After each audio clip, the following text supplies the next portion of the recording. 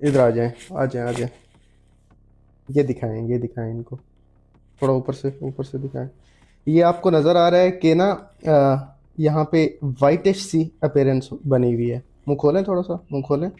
और साथ वाला अगर आप सॉफ्ट टिश्यू या गम्स देखें तो वो पिंक है, लेकिन ये जो सामने वाले दांतों के बाहर वाला एरिया है ये आपको वाइटिश नज़र आ रहा है। इसको ल्यूकोप्लेकिया कहते हैं, मतलब वाइटिश अपीयरेंस। ये जो सॉफ्ट टिश्यू है उसमें एक तब्दीली आ रही है।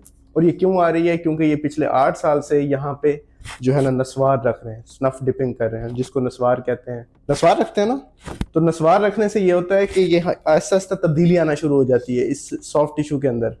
क्योंकि ये बहुत सॉफ्ट टिश्यू होता है, इस पे जब ट्रॉमा होता है, बार बार आप ऐसी चीज़ रखते हैं जो कि नुकसानदेह होती है, तो इसमें तब्दीली आना शुरू हो जाती है। पहले पहले ये वाइट होता है, कंप्लीटली वाइट हो जाता है, और उसके बाद ये रेड होना शुरू हो जाता है, यहाँ पे अल्सर्स बनते हैं, और बाद में ये मुंह के कैंसर में तब्दील हो सकता है।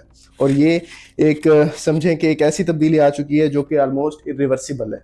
तो अभी मैंने इनको एडवाइस किया है कि ये पान, छालिया, गुटखा या जो भी है, ये खास तौर पे यहाँ पे नस्वार जो रखते हैं ये छोड़ दें, क्योंकि अभी यंग हैं, ये जवान है, तो इनका ये ठीक हो जाएगा, आगे प्रोग्रेशन नहीं होगी। लेकिन अगर ये रखते रहेंगे तो हो सकता है कि ये बाद में मुंह के सरतान में तब्दील हो जाए। तो ये बहुत इंपॉर्टेंट है कि लोग कहते हैं कि कुछ नहीं होता इन चीज़ों से, तो इन चीज़ों से ये आपको मैं दोबारा दिखा देता हूँ कि किस तरह से ये जो है ना आपके सॉफ्ट टिश्यू के अंदर, ये देखें, आपको नज़र आ रहा है कि चेंजेस नज़र आ रही हैं, वाइट हुआ हुआ है।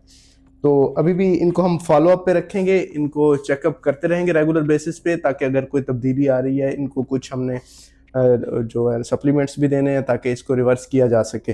स्नफ डिपिंग है, ये जो नस्वार है उसको छोड़ना होता है, और तीसरे नंबर पे जो है ना इसके मुंह की सफाई का बहुत अच्छा ख्याल रखना होता है। तो अगर आप भी या आपके कोई जानने वाले या आपके कोई प्यारे नस्वार या इस तरह की चीज़ करते हैं तो उनको रोकें और इस चीज़ से, ताकि ये बाद में मुंह के कैंसर में तब्दील ना हो और आपको ज़्यादा नुकसान ना उठाना पड़े। बहुत शुक्रिया।